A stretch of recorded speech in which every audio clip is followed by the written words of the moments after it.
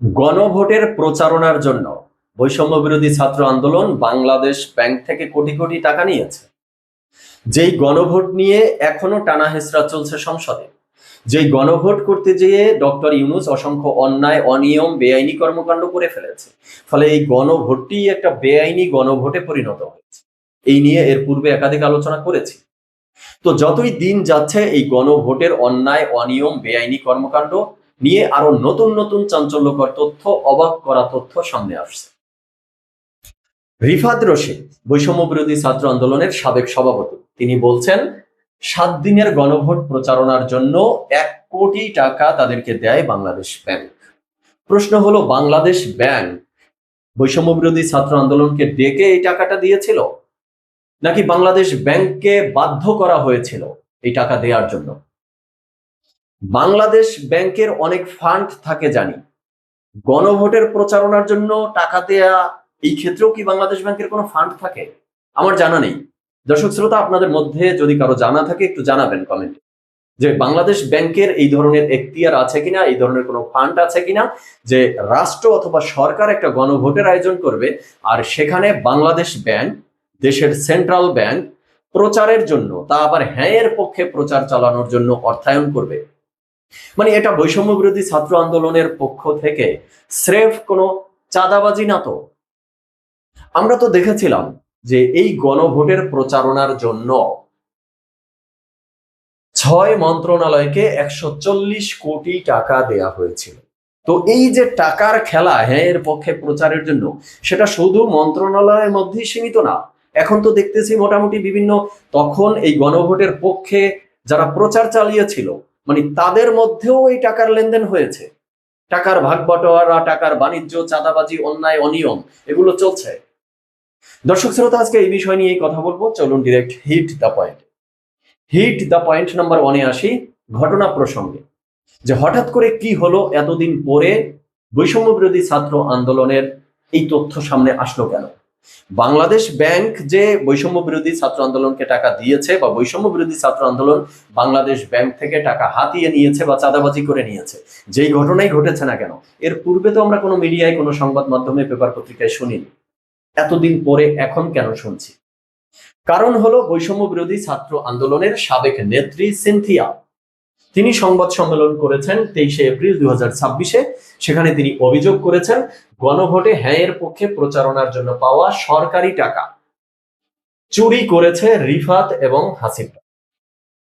এই অভিযোগ করার পরে বৈষম্য বিরোধী ছাত্র আন্দোলনের সেই সাবেক সভাপতি রিফাত রশিদ বলছেন, গণভোটের ক্যাম্পেইনকে সামনে রেখে আমাদের 15 দিন ব্যাপী পরিকল্পনার অংশ হিসাবে বাংলাদেশ ব্যাংকের সঙ্গে 5 কোটি টাকা প্রদানের বিষয়ে একটি চুক্তি সম্পাদিত হয়েছে। চুক্তি করেছে বৈষম্য বিরোধী ছাত্র আন্দোলন বাংলাদেশ ব্যাংকের সাথে, তা আবার এই গণভোটে টাকা দেওয়ার জন্য। যাই হোক, এরপরে বলছে, তবে ভোটের আগে সময় স্বল্পতার কারণে বাংলাদেশ ব্যাংক রেজিস্টারকৃত শেঠ ফাউন্ডেশনকে 7 দিনের প্রচারণার জন্য 1 কোটি টাকা প্রদান করে। মানে রিফাত রশিদ বলছেন যে তারা যখন বাংলাদেশ ব্যাংক থেকে টাকা আনতে গেছেন, তখন সমস্যা হয়ে দাঁড়িয়েছে এই বৈষম্য বিরোধী ছাত্র আন্দোলনের কোনো রেজিস্ট্রেশন ছিল না, নিবন্ধন ছিল না। তাই কি করতে হবে? একটা ফাউন্ডেশন ক্রিয়েট করতে হবে। তিনি নিজেই বলছেন সময় স্বল্পতা, আবার সেই স্বল্প সময়ের মধ্যে তারা একটা ফাউন্ডেশন করে সেটার রেজিস্ট্রেশনও পেয়ে গেছিলেন।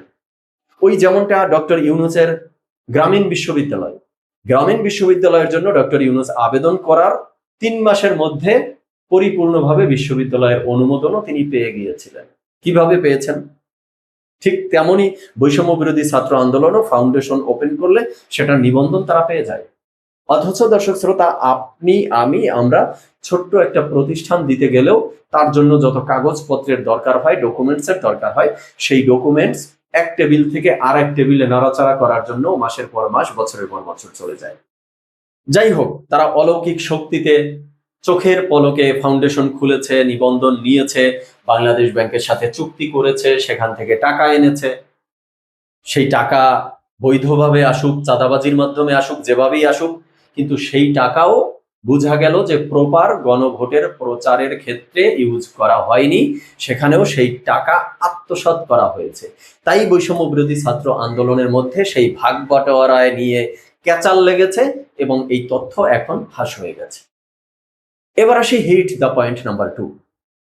এই যে বাংলাদেশ ব্যাংক বৈষম্য বিরোধী ছাত্র আন্দোলনকে টাকা দিল, বা বৈষম্য বিরোধী ছাত্র আন্দোলন বাংলাদেশ ব্যাংক থেকে টাকা নিল, তো গণভোটের পক্ষে প্রচার প্রসার তো শুধু বৈষম্য বিরোধী ছাত্র আন্দোলন করেনি, আরো অনেক দল অনেক সংগঠন করেছে।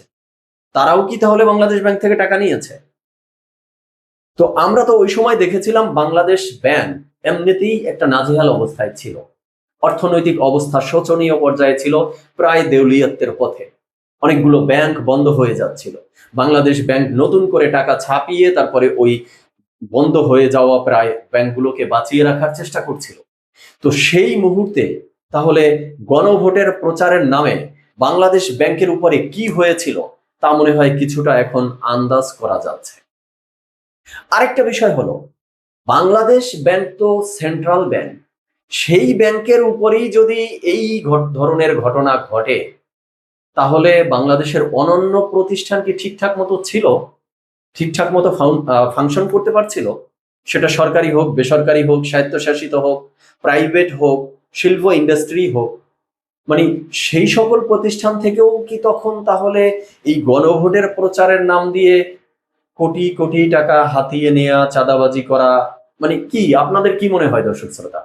মানে ইঙ্গিত কি পাওয়া যাচ্ছে যে এমনই তাহলে ঘটেছে এই গণভোটকে কেন্দ্র করে?